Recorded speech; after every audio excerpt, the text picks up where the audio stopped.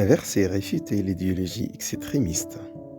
Certes, les puissants peuvent posséder les corps, mais les miséricordieux, à leur tête les prophètes, captivent les cœurs. Certains extrémistes pensent que la cruauté est une preuve de force, que la sévérité est le chemin le plus court pour imposer les idées, et que les gens ne respectent que ceux qui leur font peur. Pourtant, un seul verset du Coran détruit cette conception à sa racine. Le Coran nous fait découvrir ce que les savants appellent la loi du secret du rassemblement des gens autour de soi. Oh Allah, le Très-Haut, dit s'adresse au prophète Mohammed, que la paix et la bénédiction d'Allah soient sur lui. C'est par miséricorde de la part d'Allah que tu, Mohammed, as été si doux avec eux. Si tu avais été rude et sévère, ils se seraient dispersés loin de toi. Al-Imran 159. Et avant de méditer sur le sens, sachez que ce discours ne s'adresse pas à une personne ordinaire, mais au prophète lui-même, dans l'un des moments les plus difficiles qu'il ait traversé à cause de la désobéissance des archers et de l'abandon de leur position. Malgré cela, le Coran établit une vérité évidente. Même la vérité en soi ne suffit pas si elle est présentée avec cruauté. Si le messager avait été rude et dur de cœur, les gens se seraient détournés de lui, bien qu'il détienne la vérité.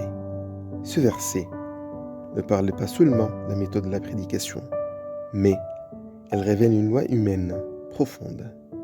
Les corps ne s'ouvrent pas par la contrainte. Les idées ne s'enracinent pas par l'humiliation. Et l'être humain ne s'approche pas de celui qui l'humilie. Peu importe sa conviction, la véracité de ses propos. C'est pourquoi le problème de l'idéologie extrémiste ne réside pas seulement dans certaines de ses idées, mais dans sa fausse perception de la force. Elle confond prestige et peur, fermeté et cruauté, influence et coercition.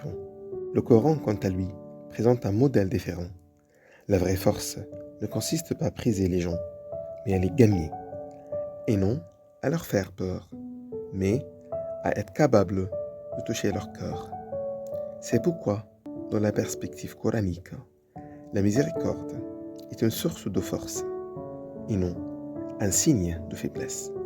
Et la bienveillance est un moyen de construction, et non un renoncement au principe. Un seul verset, mais il suffit à faire tomber toute une idéologie extrémiste.